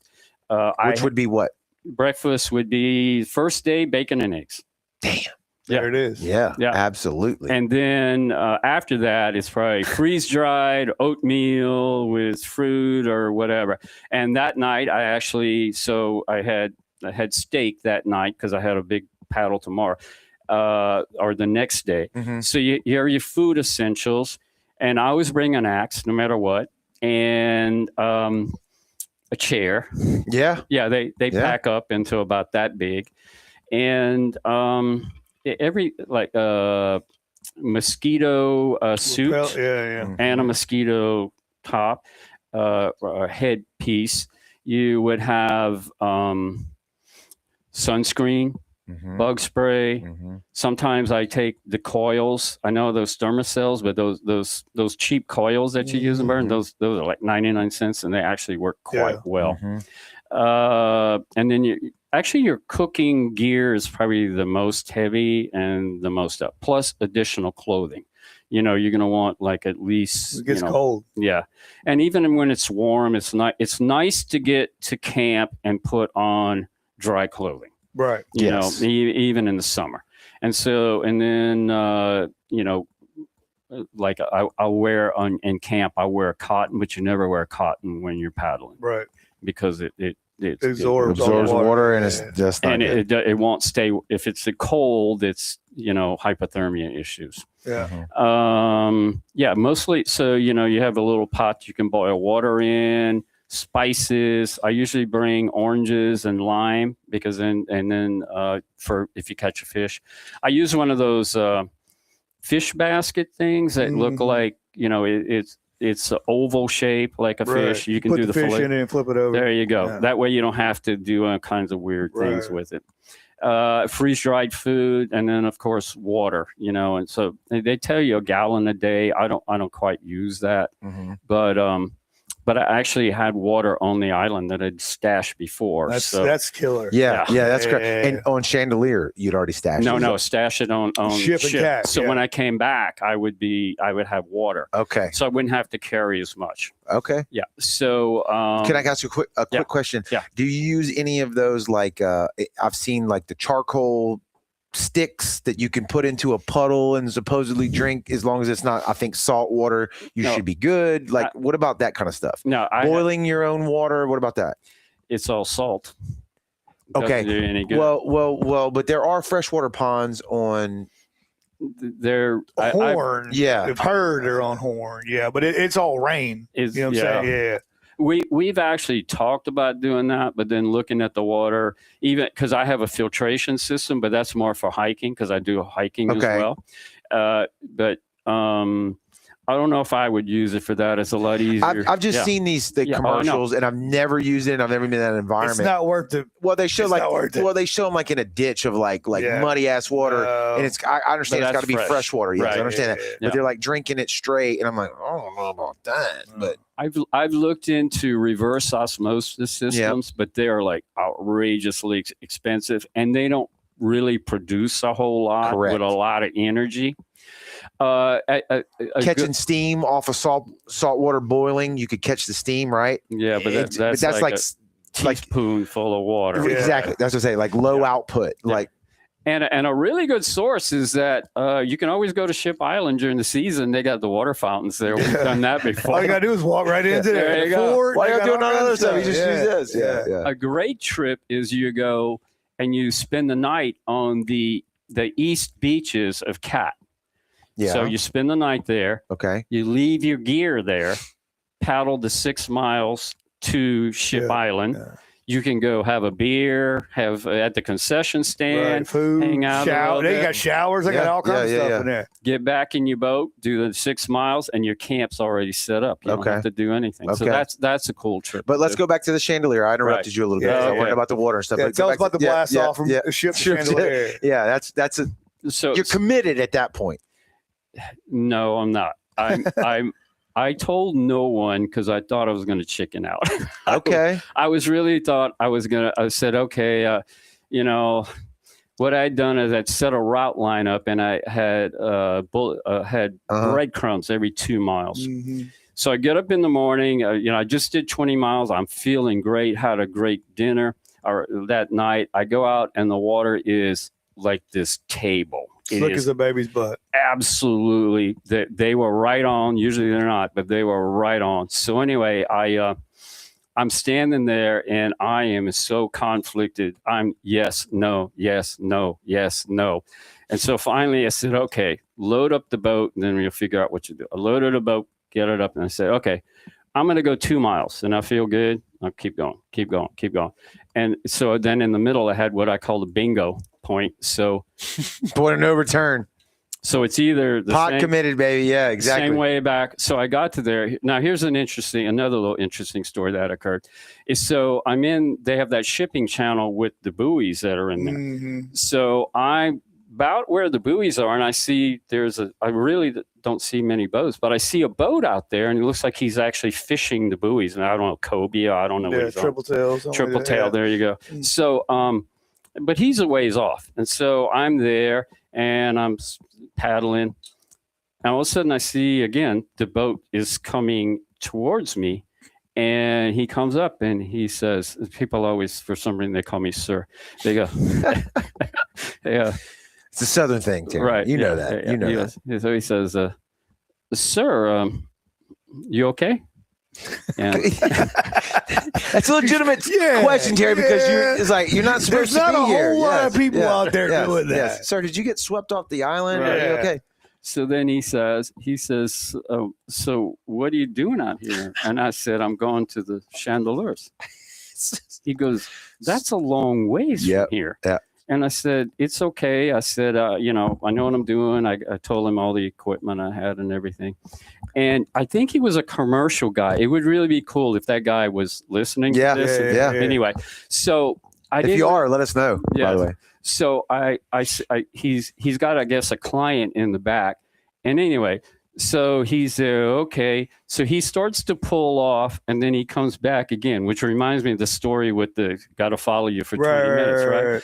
So he starts to pull off and he comes back and he says, can you give me your name? Mm-hmm. And I said, again, I said, why? And he said, just, can you give me your name? Do you remember the boat? I don't. I'm thinking Kyle Johnson, like going towards. It might be. Well, he would have been at Chandelier. Well, on the route. Anyway, go. I'm sorry, go. So anyway, so I give him my name and I said, why? He says, because when I go home and they say they're looking for some dude. I want to be able to tell them I saw you. Yes. Yeah. Anyway, so then I went there and then so I got onto that northern tip of the island and I actually thought I'd have been able to spend the night there, but it was all gone. And there had been a storm, the hurricanes had come through and it kind of washed that away. And I could actually see off. It looked like it reminded me of like kelp because this grass was coming up and then glowing on the top of the water, floating on top of the water. And it was just a bunch of roots that were hanging onto it. And I'm looking south and because you're in a kayak, you don't see land until you're right there. Yeah. So all I'm doing is looking at water 360 and it's getting late in the evening. You're like, damn. About a lighthouse. Yeah. So I'm thinking, yes. Yeah. So I'm thinking it's that kayak you saw me kind of like sleeping on. Right. I go, okay, so I can stand up and cook myself a meal in my kayak and then I'm going to wrap myself up in that grass so I don't like go anywhere. Right. And then the next morning I can get out of here. Do you have any kind of anchor on your kayak? I didn't have an anchor, no. Oh, shit. So I go, but I had a secondary spot. I said, let me go paddle to that. I think it was 3 miles away. And I'm paddling, and it's starting to get to a nervous kind of situation. And probably about a half a mile away, I just saw this little white strip. Oh God, that could be sand. Anyway, so I go there and there was a little island. I spent the night on that. And they even from the storm surge, there was actually wood. I actually had a campfire that night. So I had a campfire and the next morning I actually wrote on the log my name, Solo from Long Beach, date and the whole deal. And the log's probably gone, but anyway, so I did that. And the next morning I got in the thing and I paddled all the way back. Yeah. But it was holy smokes. Yeah. That's legit. I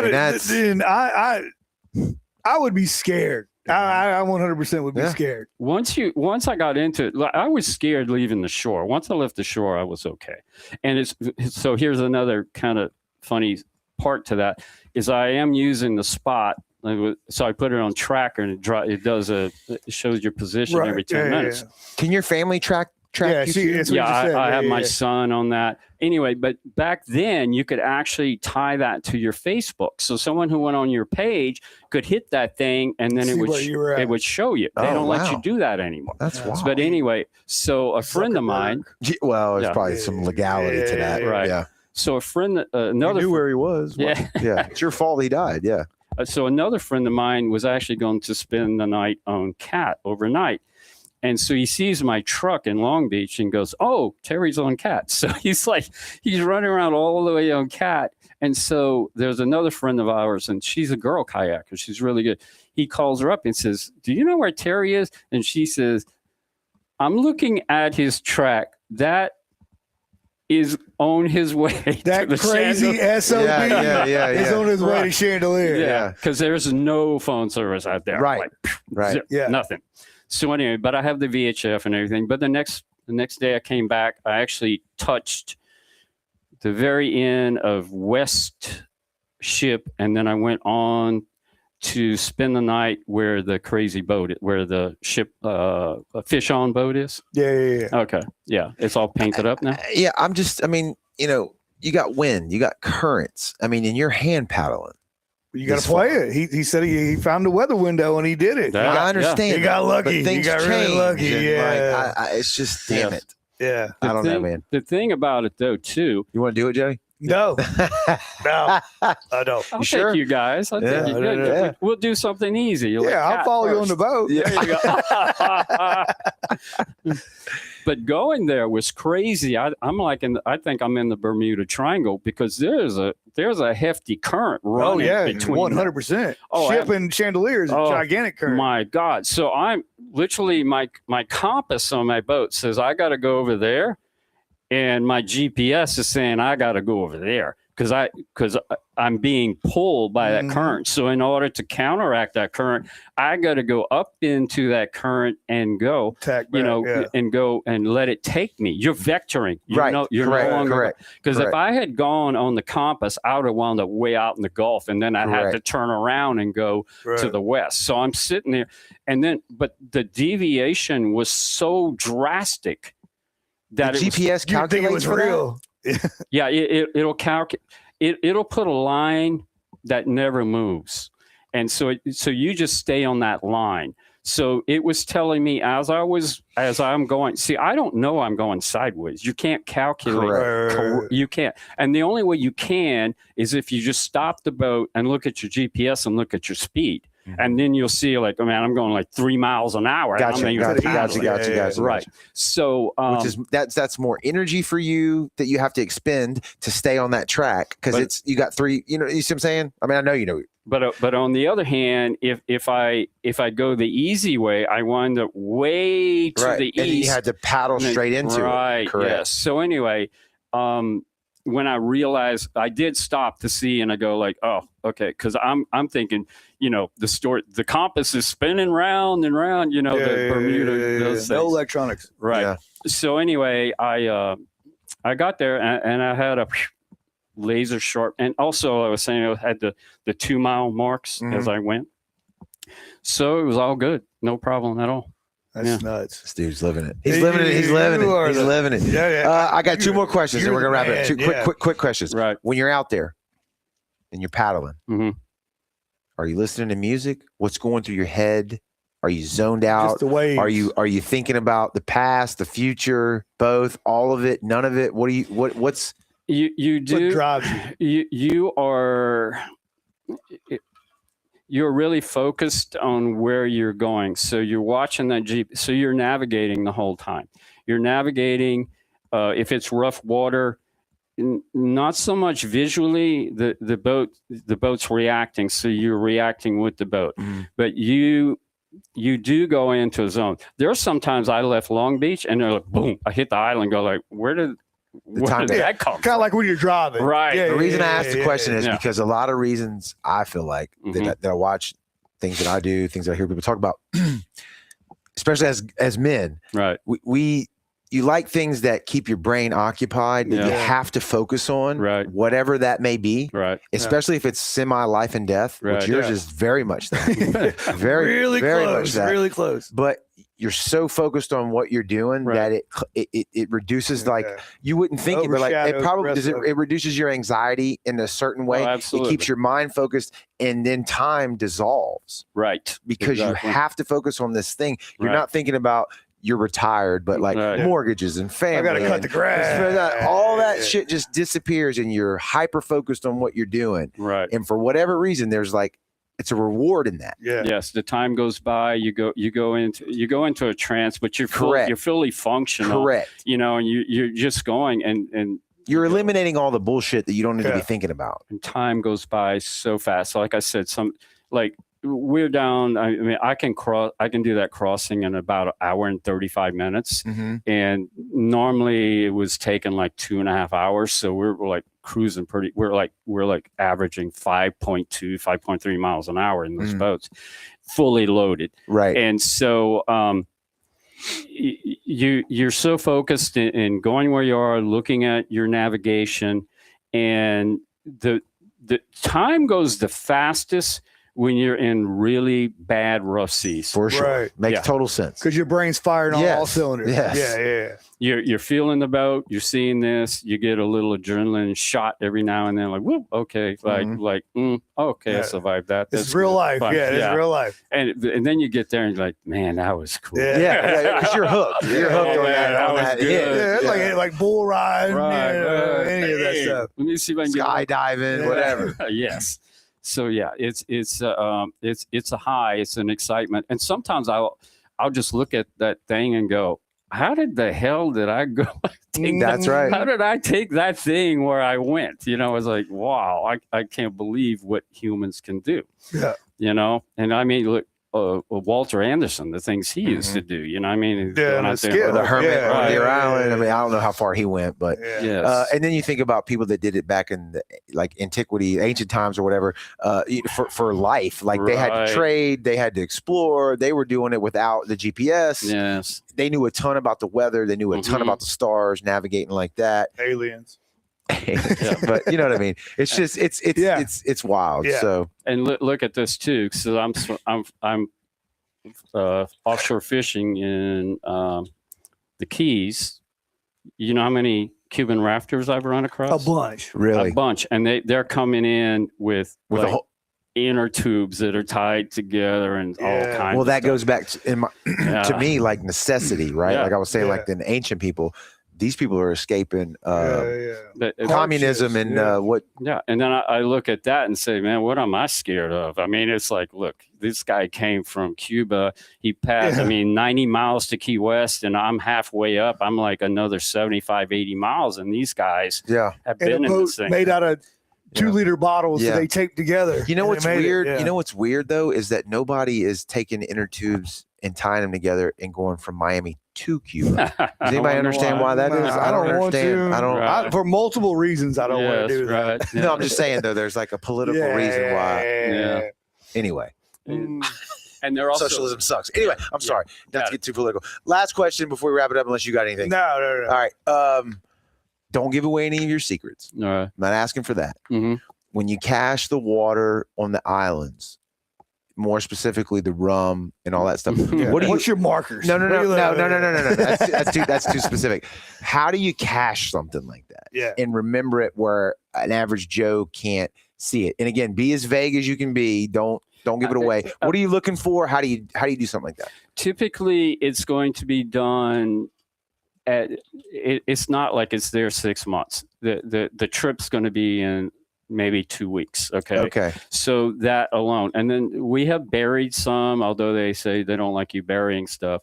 And then there's one particular place where we put stuff, and there was a big oak tree and had a long limb, and then the limb dipped down like that. And a unique thing. Yeah. Okay. So you find a place like that. Okay. And typically we've done, in fact, actually there's some photos of me in there. It's typically we'll do 2-3 gallons of water. If I'm with somebody else, 2 solar showers and maybe a 6-pack of beer. Okay. I like it. A little reward. That's right. That's right. But so like just for the water, for instance, I mean, does it have to be in anything special other than just a plastic with a lid on it and it's a sandy situation and you just we'll put like a trash bag over the top of it. Right. Okay. Yeah. So and it's not dug like it's like. Yeah, barely under the surface. Yeah. Barely in the surface. And we'll retrieve it. If we don't use it, then we'll just take it, throw the water out, crush the thing because the space in the boat. So you just crush the plastic and bring it back with you. Correct. Right. And the cans typically we try to buy stuff that's in a can, not a bottle, obviously. So when you finish, you can crush it. Yep. And cut down on the amount of waste. When you're So a long trip, you're going to be eating probably a lot of freeze-dried food. So you eat it right out of the pouch and you burn it right in the fire. Yeah. There was so much other stuff we could have got into. We didn't even get into like your fishing tactics and all that when you're out there. But I did watch I think it was a Meat Eater podcast where he caught fish. He did kind of like what you did, but I think he went down a river. Mhm. So, Right. land on both sides. But and he did a little experiment where he caught fish, filleted it up, left one out just sitting with nothing, and then Right. put one salted. Yeah. Right. And obviously salted meat, like Right. it's dramatically different. It preserves it. Do you do that as well when you go out there? You don't want to carry the salt. It's fresh or nothing. All right. We catch it, we fillet it, and then eat it. Okay. Yeah. And when you eat it, you're not breading it, frying it. Oh, Are no, you no, no. grilling it? Grilled. What do you? It's on the that basket. fish basket Yeah. thing, I Yeah, think. And yeah. what's good is because then it if it starts to break up or whatever, so you're not dealing, you just flip it over. Correct. It's like Correct. You don't lose anything in the fire. Correct. right, Yeah. and it's like about so big, Right. so it's Right. perfect. Little Yeah. salt and whatever on it or whatever. Lime. I like I'll throw some orange on there or For something scurvy. like that. Yeah. Just in Right, case. right. Scurvy. There you But go, it's right cool there. to think about. Like that's why these people had to think of all that Oh, stuff. yeah, They didn't have a 100%. refrigerator. They had to Yeah. use a lime or Yes, salt to keep right. it, to Yeah. be able to eat and survive. Yeah. Sometimes we'll bring a pineapple too, but darn raccoons always steal them. Yeah. Do you ever have any wildlife mess with you out Gators, I'm sure. there all the time? So here's another quick story. The first time I go out, and I told you I was going to meet those guys. So I'm out there the first day, and there's one guy who's been talking about fried fish, which Ah, is man. fun. Okay, Yeah. I want fried Yeah. fish, fried Yeah, fish. yeah, I get it. Hush puppies. Come on, let's do So it. he's telling me, you catch any fish, and I didn't know how to fish here. I was accustomed to Florida. Anyway, all I was catching was catfish or whatever. So anyway, he's emailing me all the time. Hey, catch any fish? No. The morning, catch any fish? No. He goes, oh, darn. I go, well, when you get here, we'll catch something. So anyway, they get there in the afternoon and we're all set up and we're sitting around a campfire and we see, and it was a pretty flat day. And we see all this ruckus going on in the water. It's like water's flying everywhere. And it looks like it's like a shark that's chasing something, right?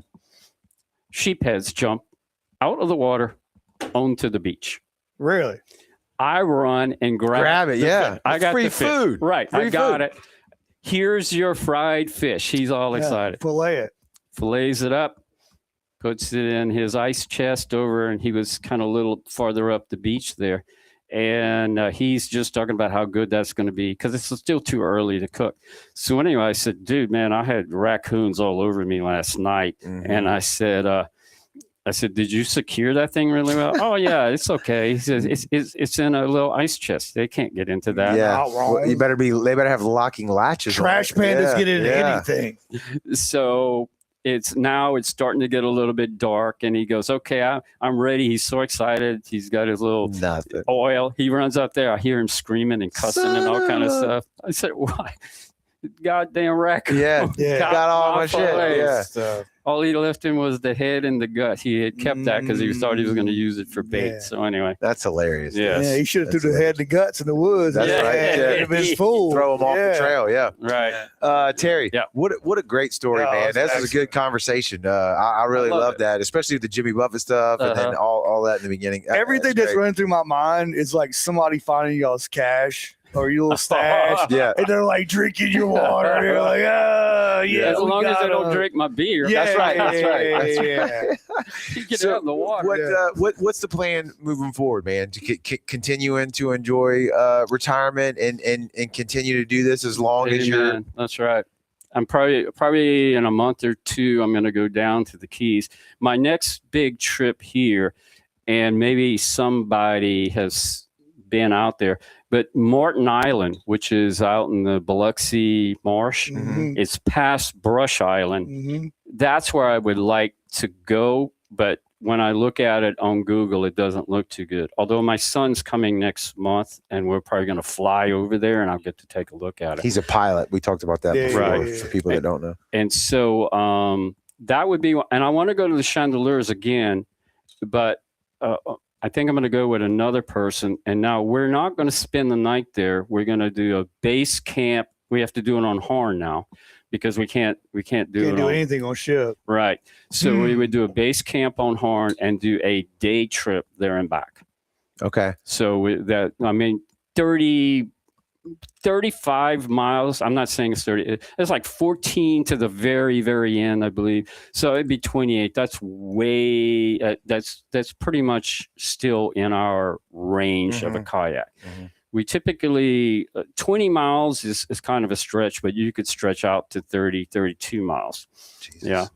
Anybody that listens to this podcast that's crazy. like, they get it like motivated and they want to, is there any groups around here locally, kayak guys? I know there are, but like that are doing what you're doing. Do y'all have any kind of groups like that? Or could they just reach out to you directly if they're like, hey, Terry, I'm go. intrigued, man. Yeah. Like I want to hook up and I want to figure out how to my do this. Facebook thing, and yes, they can. Yeah. Okay. I'll have that tagged for sure. Yes. And they can just go there and shoot you a message. Is that what you're saying? Yes. Okay. Yeah. All right. We have a group in like I said, a few guys from New Orleans. There's probably around 10 of us, but they all have jobs, so They're a lot of us retired do, like yeah. you. Yeah, we still got to work tomorrow. because it could be we want to go this weekend. It's blowing 25 knots, so that's not going to happen. that's not gonna right? happen. Yeah. We need to link up a trip with Julian where we're at Chandelier. and That's have what them well, pull that up. was one of the questions I wanted to ask too. Have you ever been out to Chandelier on a regular boat? No. Okay. No. No, he's never been. That's awesome. Real quick too. Well, mine's a regular boat. Very good point. A motor powered boat. Oh, okay. Yeah. Never been. Okay. I got 2 horsepower right here. Nice. I love that. Freddie Eccles, a charter captain as well, asked real quick, how long did it take to paddle to Chandelier? Round trip total, what was that? Well, the whole trip was 4 days, but to go from going across, it was probably about 4 to 5 hours, somewhere in that zone. Okay. Yeah. So from ship to the northeast tip of Chandelier was 4 or 5 hours. Yes. Whew. That's I getting can't do after it. it. I can't do it. Getting after it. No. Yeah. Well, All right. I was younger then. No, well. only as old as you feel. That's you know true, what I'm man. saying? You feel, I mean, look at you. You're in good shape, I'm sure. Yeah. Do Oh, push-ups. Makes it happen. He's still doing it. He's still doing it. Yeah. All right. I'm gonna Well, yeah.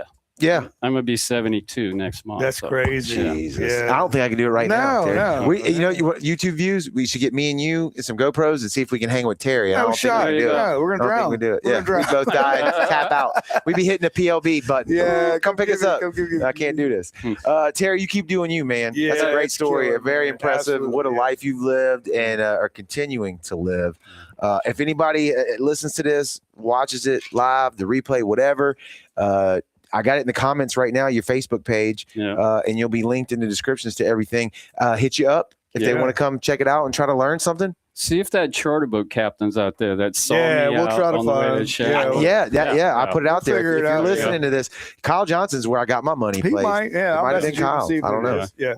But that's what I would go with. So thank you for stopping by today and taking your My time out to pleasure. come and chat with us. Yeah. That's great stuff.